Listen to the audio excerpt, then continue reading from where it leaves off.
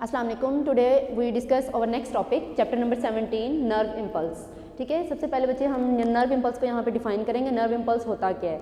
तो nerve impulse जो है electrochemical changes which produce of wave and travel from one part of neuron to another part of neuron.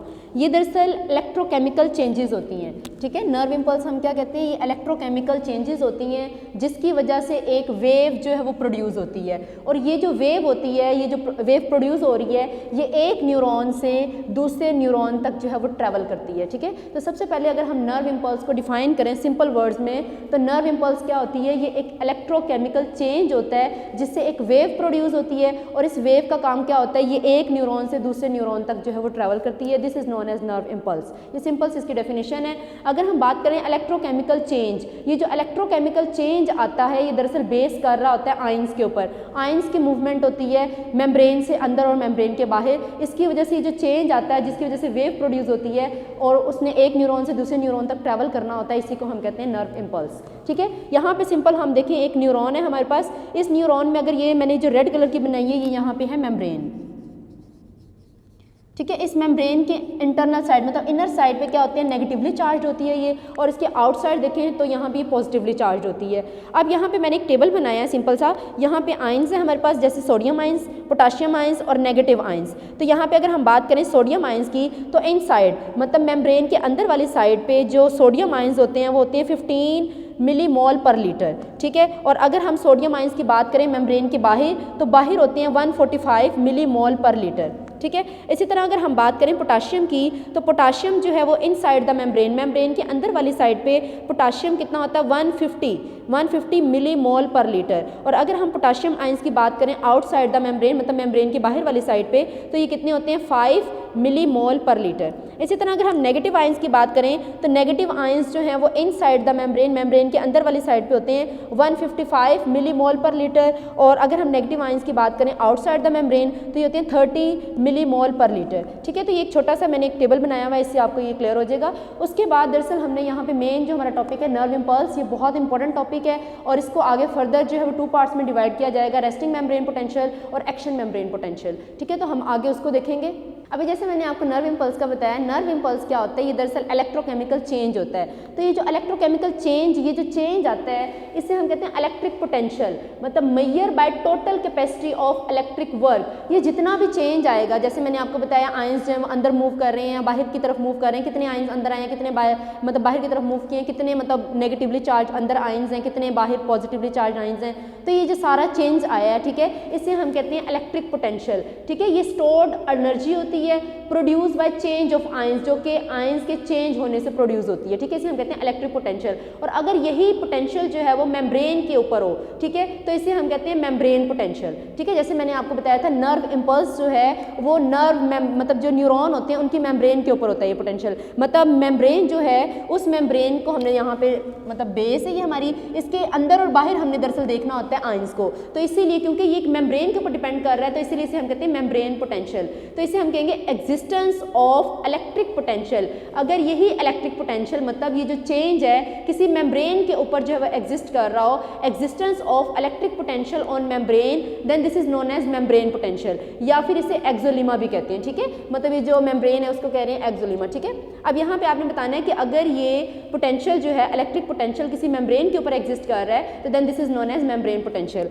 अब यहाँ पे ये जो पोटेंशियल होता है ये 2 तरह का होता है। ठीक है, एक को हम कहते हैं रेस्टिंग मेम्ब्रेन पोटेंशियल और एक को हम कहते हैं एक्शन मेम्ब्रेन पोटेंशियल। तो यहाँ पे मैंने आपको ये सिंपल सा अक्सर आपसे मतलब डिफरेंस पूछ लिया जाता है, differentiate between resting membrane potential and action membrane potential. तो यहाँ पे मैंने कुछ डिफरेंस लिख दी हैं, ये आप एज इट इज़ याद कर लेंगे तो आपको ये मार्क्स मिल सकते हैं। ठीक है, यहाँ पे देखिए सबसे पहले आपने बताना है कि रेस्टिंग मेम्ब्रेन पोटेंशियल जो होता है ये पोलराइज्ड स्टेज मतलब इसमें होती है, और जो एक्शन मेम्ब्रेन पोटेंशियल होता है ये डीपोलराइज्ड होता है। ठीक है, मतलब ये पोलराइज्ड होगा और इसके अलावा ये जो है वो डीपोलराइज्ड स्टेज होगी। इसके अलावा अगर हम यहाँ पे बात करें रेस्टिंग मेम्ब्रेन पोटेंशियल में, तो no conduction of nerve impulse, कोई भी नर्व इम्पल्स जो है वो कंडक्ट नहीं होती। लेकिन अगर हम बात करें एक्शन मेम्ब्रेन पोटेंशियल की, तो इसमें कंडक्शन ऑफ नर्व इम्पल्स मतलब नर्व इम्पल्स जो है वो कंडक्ट होती है। ठीक है, अगर हम बात करें रेस्टिंग मेम्ब्रेन पोटेंशियल की, तो मोर नेगेटिव इनसाइड, मतलब रेस्टिंग मेम्ब्रेन पोटेंशियल में क्या होता है, अंदर वाली साइड पे मेम्ब्रेन जो है वो मोर नेगेटिव होगी। ठीक है, एंड मोर पॉजिटिव आउटसाइड, और बाहर वाली साइड जो होगी मेम्ब्रेन की वो मोर पॉजिटिव होगी।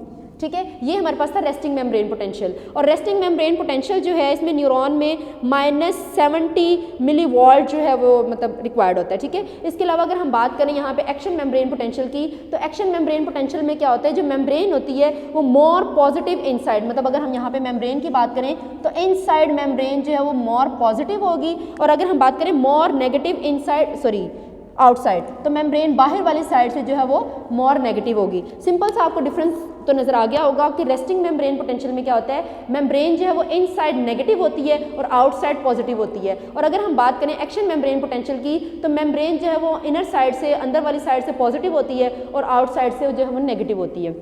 अब दरअसल यहाँ पे हमने फैक्टर्स देखने हैं, कौन से फैक्टर्स हैं जो कि रेस्टिंग मेम्ब्रेन पोटेंशियल को सपोर्ट करते हैं। ठीक है, तो वो कौन से फैक्टर्स हैं, हमने उन फैक्टर्स को वन बाय वन डिस्कस करना है। Most important for long question, अक्सर मेम्ब्रेन ये जो नर्व इम्पल्स है ये लॉन्ग क्वेश्चन में आ जाता है, इसमें से आपसे रेस्टिंग मेम्ब्रेन पोटेंशियल जो है इसके फैक्टर्स पूछे जा सकते हैं, या फिर आपसे एक्शन मेम्ब्रेन पोटेंशियल जो है इसके फैक्टर्स पूछे जाते हैं, तो अक्सर ये लॉन्ग क्वेश्चन में जो है वो आता है। तो मोस्ट इंपॉर्टेंट टॉपिक है, आपने इसे अच्छी तरह से प्रिपेयर करना है। तो अगर हम यहाँ पे फैक्टर्स को डिस्कस करें तो सबसे पहला फैक्टर जो है हमारे पास है वो है opening of sodiums and potassium pump. यहाँ पे ये जो हमारी मेम्ब्रेन होती है, ये जो न्यूरॉन की मेम्ब्रेन है, इस मेम्ब्रेन के ऊपर होते हैं यहाँ पे सोडियम पोटाशियम पंप्स। ठीक है, इन पंप्स का क्या काम होता है, रेस्टिंग मेम्ब्रेन पोटेंशियल में ये पंप्स क्या करते हैं, ये सोडियम जो आयंस हैं उन सोडियम आयंस को बाहर की तरफ और जो पोटाशियम आयन है उनको इनसाइड द मेम्ब्रेन जो है वो मतलब धकेलते हैं। अब इस पंप का देखें, यहाँ पे ये जो पंप है ये क्या करेगा, एट अ टाइम मतलब एक वक्त में 3 सोडियम आयंस को बाहर की तरफ फेंक रहा है। ठीक है,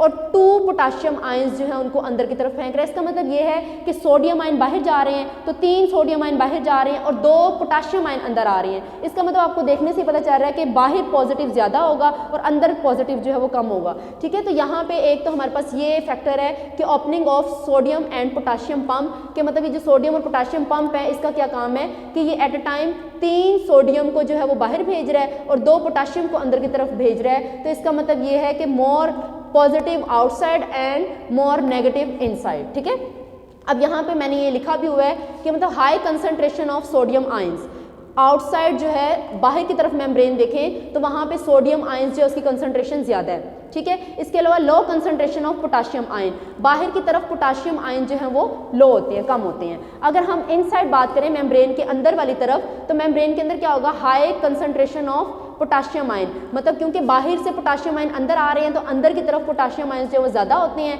and low concentration of sodium ion, और सोडियम आयन जो है वो अंदर की तरफ कम होता है। तो ये आपने पहला फैक्टर जो है वो बताना है। पहले फैक्टर से आपको नजर आ रहा होगा कि बाहर वाली साइड जो है वो मोर पॉजिटिव होती है और इनर साइड जो है मोर नेगेटिव होती है। अब यहाँ पे दूसरा जो है वो है ओपनिंग ऑफ पोटाशियम गेट। अब इसका क्या मतलब है, ये जो मेम्ब्रेन है, मेम्ब्रेन के अंदर दरअसल जैसे ये सोडियम पोटाशियम पंप होते हैं, इसी तरह इसके अंदर पोटाशियम गेट्स भी होते हैं। इन गेट्स का काम क्या होता है, ये गेट्स जब ओपन होते हैं तो यहाँ से जो पोटाशियम आयन है ये मूव करके बाहर चला जाता है। जब पोटाशियम आयन भी मूव करके बाहर जा रहा है, अब देखें पहले ही सोडियम आयन बाहर ज़्यादा है और उसके ऊपर पॉजिटिव चार्ज है, दूसरा पोटाशियम आयन भी ज़्यादा से ज़्यादा बाहर की तरफ मूव कर रहा है और उसके ऊपर भी पॉजिटिव चार्ज है। इसीलिए हम कहते हैं कि रेस्टिंग मेम्ब्रेन पोटेंशियल में आउटसाइड जो है वो मोर पॉजिटिव है और इन साइड जो है अंदर वाली साइड जो मोर नेगेटिव है। अब अंदर वाली साइड नेगेटिव क्यों है, ठीक है, अब यहाँ पे एक क्वेश्चन आता है कि अंदर वाली साइड नेगेटिव क्यों है, क्योंकि पोटाशियम आयन के ऊपर भी पॉजिटिव चार्ज है और सोडियम आयन के ऊपर भी पॉजिटिव चार्ज है।